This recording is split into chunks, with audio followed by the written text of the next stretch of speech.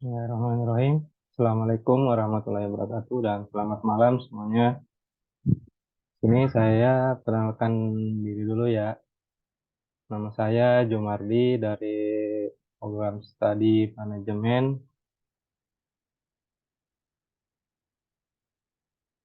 Ini saya akan sedikit membacakan materi tentang di mata kuliah pendidikan agama, mata kuliah dasar umum dari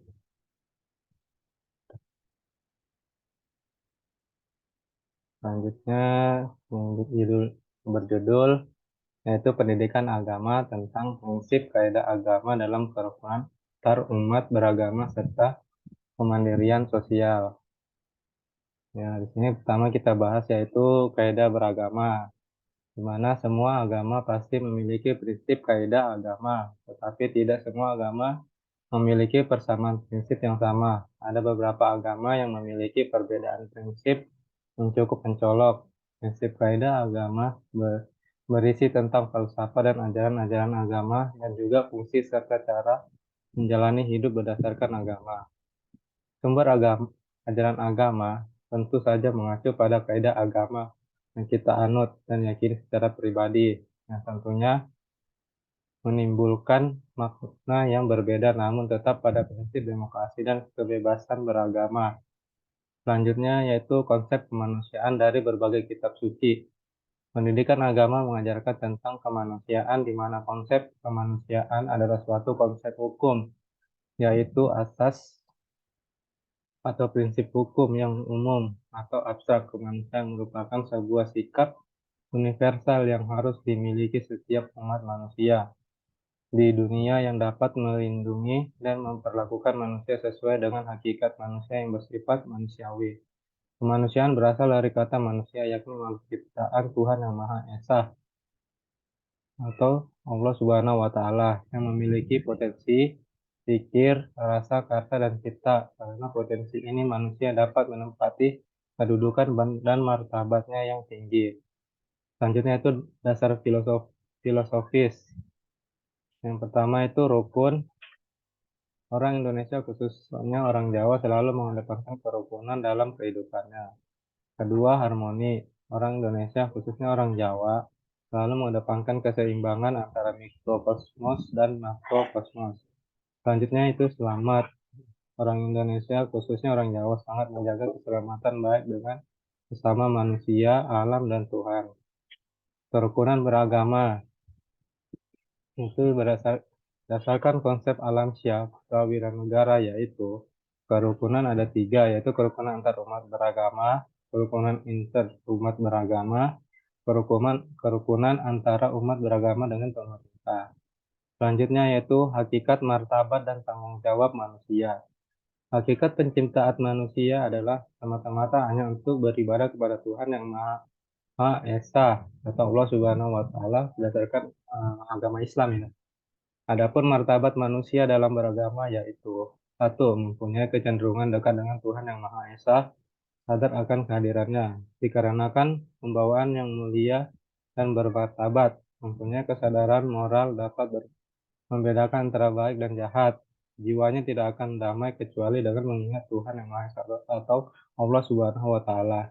Selanjutnya, sumber sumber-sumber hukum agama Islam ada tiga, yaitu satu Al-Quran, dua hadis, tiga ijtihad. Yang pertama, ini kita bahas tentang Al-Quran ya.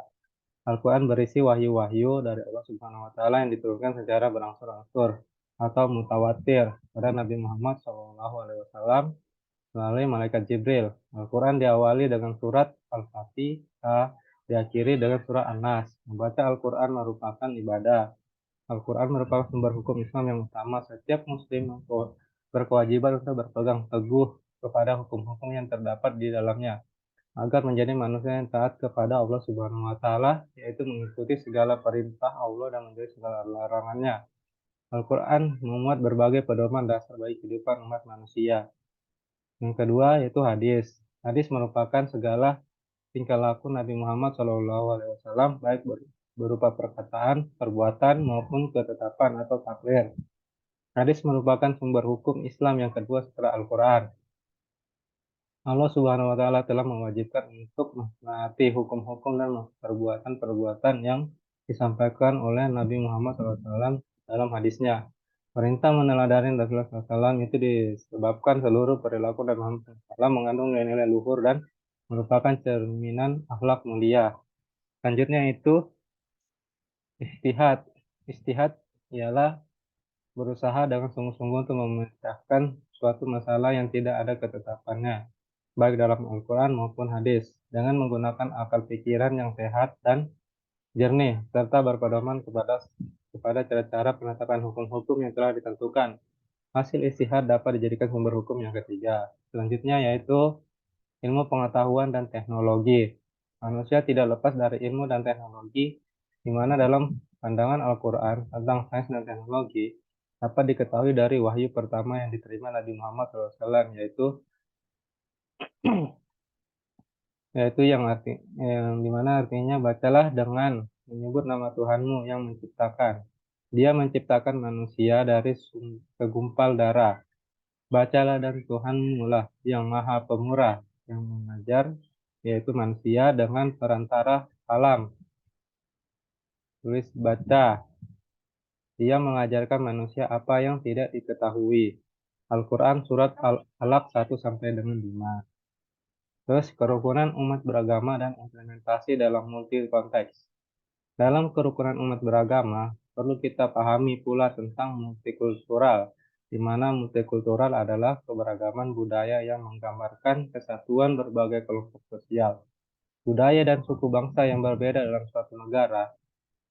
Di sini juga perlu adanya kesalehan sosial, berarti kebaikan dalam kerangka hidup bermasyarakat. Kesalehan yang dipahami oleh mayoritas umat Islam adalah kesalehan yang bersifat individual, yaitu kesalehan vertikal antara manusia dengan Tuhan. Padahal Islam sebagai agama yang damai memberikan berbagai ajaran yang berkaitan dengan kegiatan-kegiatan sosial. Berbuat kebaikan tidak hanya terbatas dalam ritual ibadah antara manusia dengan Tuhan, tetapi juga antara manusia dengan manusia dan juga lingkungan.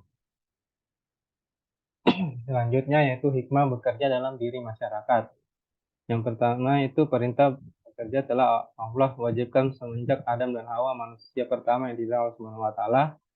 Berikut ini akan dinukilkan beberapa dalil dari kitab suci dan dalam Al-Quran. Yang pertama yaitu surat Al-A'raf ayat 10 yang artinya kami telah menjadikan untukmu semua di dalam bumi itu sebagai lapangan, mengusahakan kehidupan atau bekerja.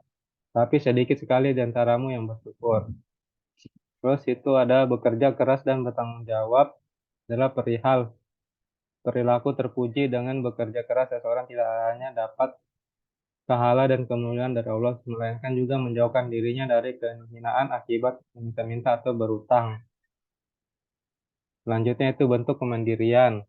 Di sini ada 4 yang saya masukkan, yaitu pertama kemandirian sosial, yaitu kemampuan mengontrol emosi sendiri dan tidak tergantungnya pada orang lain.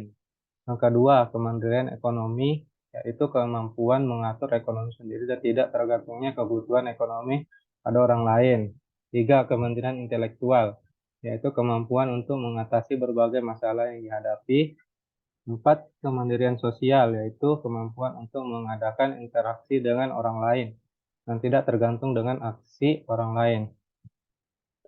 Sekian untuk materi untuk hari ini. Mungkin itu dulu yang dapat saya sampaikan.